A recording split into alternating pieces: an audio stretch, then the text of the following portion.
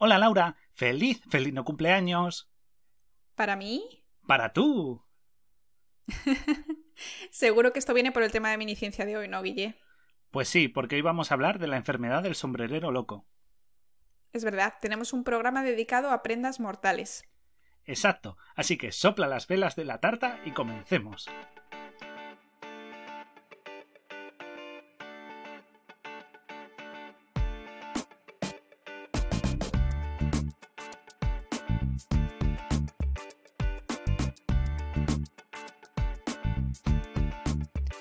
Bueno, chicos, pues ya sabéis, somos Laura y Guille en el Camarote de Darwin y esperamos que os guste nuestro episodio de hoy de ropa mortal. Pues sí, porque hoy os traemos un programa muy curioso, en el que vamos a hablar de unas pocas prendas que han sido muy peligrosas durante años y que gracias a la ciencia se pudo identificar la amenaza que suponían. Y para empezar, creo que Laura va a hablarnos de una obra asociada a Alicia en el País de las Maravillas, ¿verdad? A una prenda Me asociada a eso. encanta. Sí, Guille, me encanta Alicia en el País de las Maravillas y me gusta muchísimo este tema. Hoy vamos a empezar por un trastorno conocido como la enfermedad del sombrerero loco o la locura del sombrerero. Y es que seguro que todos nuestros polizones oyentes recuerdan este personaje del libro de Lewis Carroll que apareció en la famosísima novela de Alicia en el País de las Maravillas, que recomiendo a todo el mundo que se lea porque es muy cortita y muy bonita. Nuestra protagonista Alicia tenía un encuentro con este esperpéntico personaje y con la liebre de Mayo y el lirón. Bueno, este loco personaje, que aparece también en la película de Disney, como todos sabéis, tiene una inspiración que es real, porque en el siglo XVIII y XIX los sombrereros trabajaban con distintas telas, pero claro, tenéis que saber que la tela es muy blanda, pero para hacer un sombrero necesitas que sea dura. Entonces había que darles rigidez y normalmente se hacía mediante una transformación en fieltro. Y para esto había que utilizar sales de mercurio que generaban pues, vapores, etcétera, etcétera. Y bueno, esto, como podéis imaginar, daba resultado un envenenamiento por mercurio o llamado mercurialismo o hidrargirismo. ¿Vale? Esto, bueno, causaba problemas neurológicos graves como problemas de visión, del habla, falta de coordinación muscular, espasmos, irritabilidad e incluso nerviosismo extremo. Y la verdad es que si lo pensáis, esto, Guille, parecen síntomas propios de una enfermedad mental, ¿no? Claro, en esa época pues se creía que los sombrereros eran un poco raros, ¿no? Eran gente que tenía un trabajo un poco tal y ellos tenían ese comportamiento errático, pero no era porque estuvieran locos. Claro, y es que el mercurio, Guille, causa daños en el sistema nervioso central, sobre todo, pero también riñones, sistema endocrino, y por ello puede causar el llamado síndrome de Down, que puede llegar a ser mortal. Así que si lo pensáis, queridos polizones, las condiciones de trabajo en esta época no eran las mejores y no se sabía lo que eran los riesgos laborales ni las causas de las enfermedades. Así que tardaron muchísimo en determinar que esto fue una intoxicación por mercurio. Lo hicieron en 1923 y lo hizo el químico alemán Alfred Stock. Y ahí fue cuando identificaron eso, pero hasta entonces pues no se supo, por lo tanto pues fue el tema un poquito lento, ¿no? Pero una curiosidad es que los efectos pueden cambiar según el tipo de mercurio al que este sombrerero se haya expuesto. Sombrerero o persona, pacientes en general, ¿no? En este caso, en el que nos centramos, los fabricantes de sombreros utilizaban sales en forma de cloruro mercúrico, que normalmente se llama cloruro de mercurio 2, pero bueno, esto es irrelevante, simplemente que este compuesto es muy peligroso cuando se ingiere o inhala y es muy difícil que atraviese la barrera hematoencefálica a no ser que te expongas a una dosis altísima y sobre todo de forma continuada, esto es lo importante. Y este era el caso de los sombrereros, por lo tanto esto es lo que explica el por qué solo los sombrereros estuvieran locos pero no los clientes, porque la exposición era continuada cuando hacían los sombreros. Además, esto seguro que os suena a muchos de vosotros, el mercurio es muy tóxico y se acumula en los tejidos, sobre todo cuando no recibes tratamiento, se llama tratamiento de quelación para su eliminación, ¿no? Es muy peligroso y se bioacumula en especies. Estaréis seguros de que habéis oído hablar de esto cuando hablamos de los peces grandes, de los pescados grandes, y se acumula en la cadena trófica. Esto es peligroso porque lo podemos llegar a consumir nosotros y puede causar daños en todas las diferentes especies de esta cadena trófica. Por lo tanto, es muy importante que se hagan controles de calidad en los alimentos para evitar algunas contaminaciones, sobre todo masivas, de la población. Y como última curiosidad en cuanto a este caso del sombrerero loco, es que el propio Isaac Newton sufrió, de hecho, envenenamiento por mercurio debido a sus experimentos. Esto le causó paranoia y trastornos del sueño y, bueno, esto lo podemos ver en la correspondencia con el filósofo John Locke. Así que simplemente como una última curiosidad, polizones. Pues sí, ya veis que el sombrerero no estaba tan loco, era una víctima del trabajo, como lo somos todos. Por cierto, si queréis a saber más sobre otras personas que han sido víctimas de su trabajo, podéis ver el capítulo dedicado a las chicas del radio de Miniciencia de este mes. Pero bueno, vamos a pasar a... Ya hemos hablado de prendas, de una prenda, ¿no? Y ahora vamos a hablar de colores, porque hay unos colores que son un poquito peligrosos y también traen desgracia. En este caso vamos a hablar de nuestros dos colores favoritos, el azul y el verde. Y voy a empezar por el verde, precisamente porque es muy muy peligroso. El verde es tan peligroso que llegó a matar a Napoleón, dice el color verde. Y no, esto no es ninguna cuestión de brujería, ahora os lo voy a explicar. Para empezar vamos a situarnos, ¿de acuerdo? Vamos a viajar al siglo XIX y vamos a ir a Londres, donde toda una familia acabó muerta sin haber respondido a un tratamiento por difteria. Y lo más curioso, nadie más había sido contagiado, ni sus vecinos, ni otros familiares, ni amigos. Todo era muy extraño. Pero el médico Thomas Horton realizó una autopsia a la niña de la familia y descubrió que todos habían fallecido por envenenamiento por arsénico. ¿Pero cómo fue eso posible? Pues la respuesta está en que esta familia tenía mucha afición por el color verde, concretamente por un color muy popular, que era el verde París, que consiste en un compuesto de acetoarsenito de cobre. El cobre aporta el color, ese color verdoso, que es el responsable pues, de teñir paredes, de teñir también pues, alfombras, tapices, y luego por otro lado estaba el arsénico, que ellos no sabían que les iba a causar la muerte. ¿Y cómo les causó la muerte? Pues la explicación está en la humedad. La humedad del ambiente, y recordemos que en Londres hay bastante humedad, extrae el arsénico del tinte y lo volatiliza, de tal manera que se acaba inhalando y por la constante exposición resulta mortal. La intoxicación por arsénico evoluciona desde las náuseas y un dolor abdominal que evoluciona hacia la parálisis del sistema circulatorio, hasta incluso síntomas como la anemia, la leucopenia, cefaleas, convulsiones, parestesia y daño renal que al final, obviamente, desencadena la muerte. Porque el arsénico, al igual que el cianuro, afecta al proceso que es responsable de la fosforilación mitocondrial, que es la responsable de la respiración celular. Entonces todos estos daños se acumulan hasta que la persona fallece. Y fíjate, Laura, he dicho antes que este color mató a Napoleón, a un gran emperador. O sea, ¿tú te lo puedes creer? La gente se ha investigado, hay mucha polémica. ¿Has oído hablar de ello? Pues había oído algo de que habían encontrado restos en su pelo de que parecía ser que había sido envenenado, ¿no? Sí, efectivamente. Las muestras de pelo se tomaron allá en 2001 y también se han hecho otras tomas posteriores y se ha descubierto que tenía arsénico en su cuerpo. Pero claro, nadie le pudo haber envenenado. Era Napoleón, él controlaba todo lo que hacía.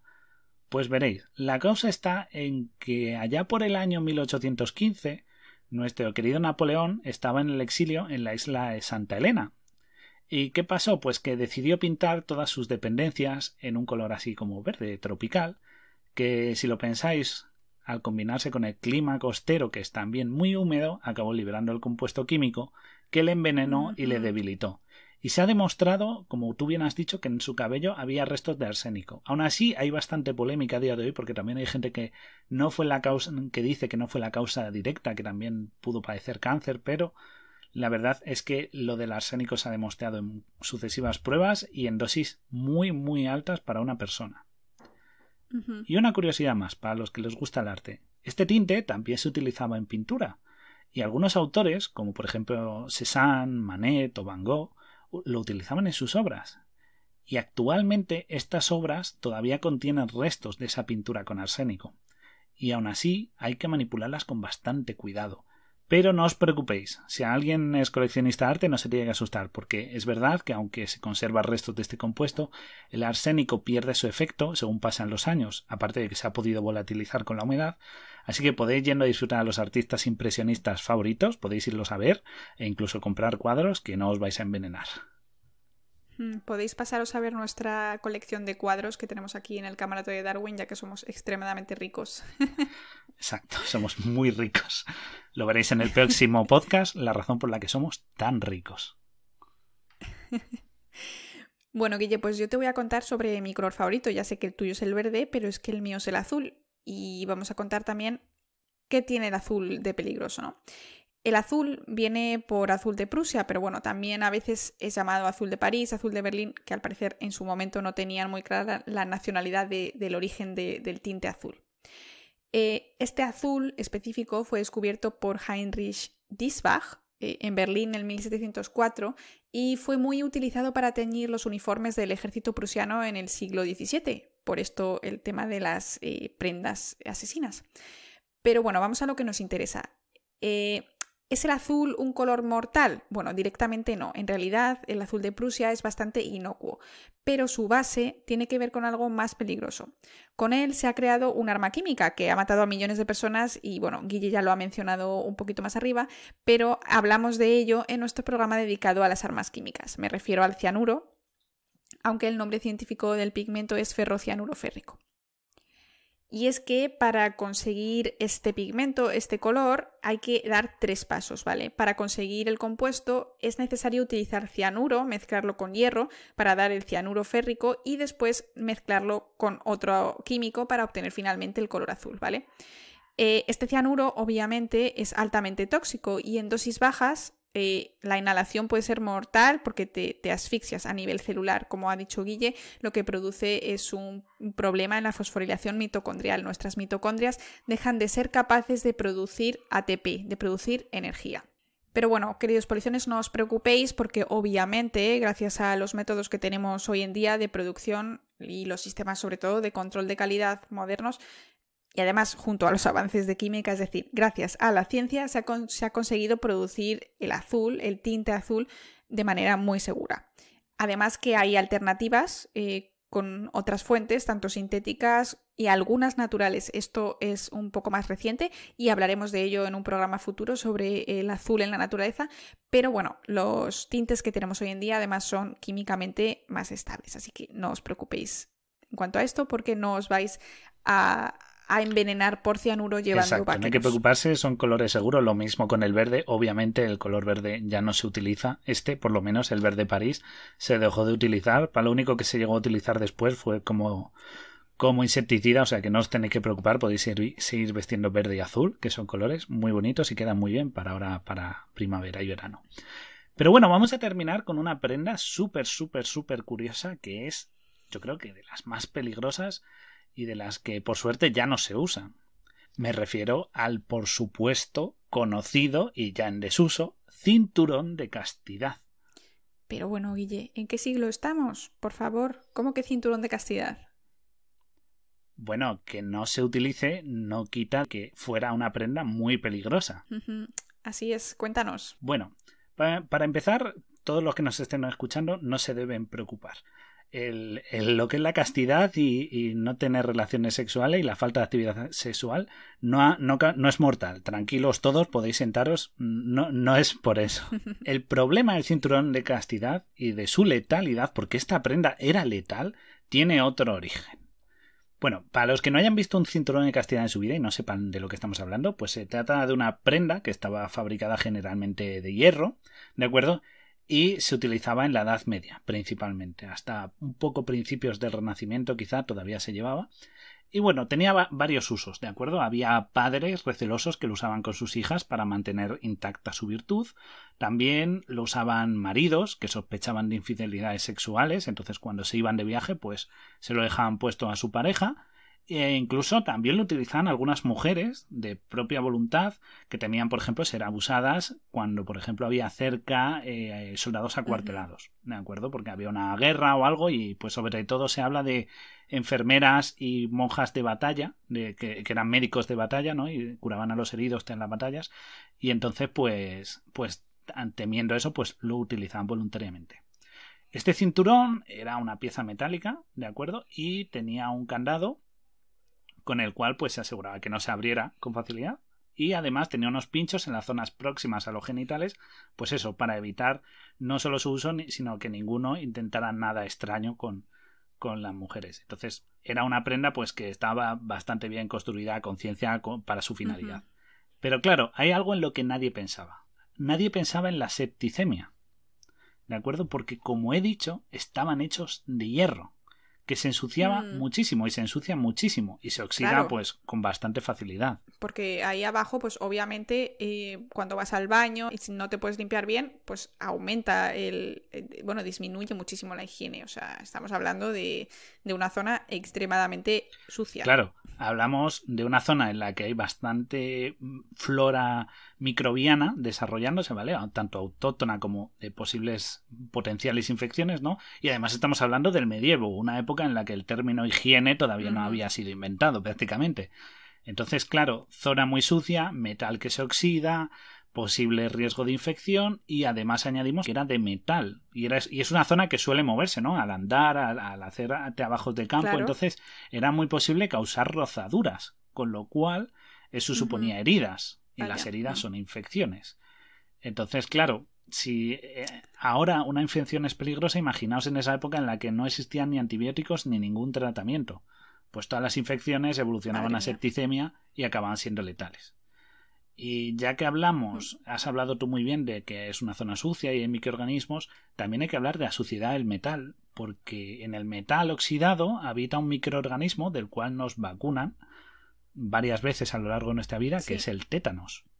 Si habéis visto a pacientes que sufren de tétanos, Guille, es horrible, ¿verdad? Sí, la verdad es que el que quiera pasar un mal rato lo puede buscar en internet y va a encontrar imágenes un tanto desagradables, porque este querido microorganismo, que es primo del botulismo, que por cierto hablamos de él en el programa dedicado al Botox que tenemos en nuestra sección de Miniciencia en las últimas publicaciones, así que también podéis escuchar ese programa. Y sí, este es primo del Clostridium botulinum, porque el tétanos, el microorganismo que lo causa, es el Clostridium tetani. Y bueno, este microorganismo es formador de esporas y causa, pues como bien ha dicho Laura, unos síntomas bastante desagradables de ver porque causa una contracción muscular permanente que puede llegar a ser letal, ya que este pequeño maldito microorganismo ataca al sistema nervioso vegetativo y acaba con una muerte bastante lenta y dolorosa. Pero bueno, no tenéis que preocuparos porque a día de hoy nos vacunamos contra como bien he dicho, contra este microorganismo y es una enfermedad que no suele causar problema, así que no hay que preocuparse y bueno, y que tampoco usamos muy a menudo los cinturones de castidad en el siglo XXI, que eso es otra ventaja, ¿sabes? Pero en ese caso esta prenda era bastante peligrosa y causó bastantes muertes que la verdad por la época que era no se recogía, pero sí que hay documentación en torno a ello, así que ojito. Sí, y como siempre, y como ya hemos mencionado muchas veces en este programa, al final pues es parte de esta violencia hacia las mujeres que existe, ya sea silenciando a las científicas o utilizando este tipo de cosas. Así que, bueno, menos mal que esto ya no está vigente y que solo está en los museos. Bueno, ahora que dices algo de los museos, es algo muy interesante que lo menciones. Porque en los museos, a día de hoy, si buscáis museos del medievo, encontraréis que hay cinturones de castidad y tal expuestos. Bueno, pues que sepáis que los que estáis viendo son todos réplicas porque los originales de aquella época, la gran mayoría, se oxidaron o fueron destruidos. Así que los que podéis ver ahora mismo son reproducciones posteriores que están hechas como mucho del siglo XIX. Así que si veis por ahí cinturones de castidad, ni siquiera son los originales. Los originales eran mucho peor. Suena a película de terror. Bueno, amigos, pues hasta aquí el programa de Miniciencia de hoy, a no ser que Guille quiera añadir algo. Por supuesto, quiero añadir que, recordad, somos vuestra emisora clandestina a bordo del Beagle. Agradecemos mucho vuestros likes, todo vuestro apoyo que nos estáis dando en redes sociales. En TikTok le estáis dando mucho apoyo a Laura, en Twitter, Instagram. Recordad que también hacemos Twitch, así que podéis vernos, aunque también resubimos los programas en YouTube y en nuestras redes sociales de podcast como Spotify, iVoox. Y os recomendamos aún así venir, porque siempre en el directo podéis preguntar y participar con nosotros. Así que nos vemos en el próximo programa y recuerda, somos tu emisora clandestina a bordo del Beagle. ¡Chao! Nos vemos en la próxima. ¡Adiós!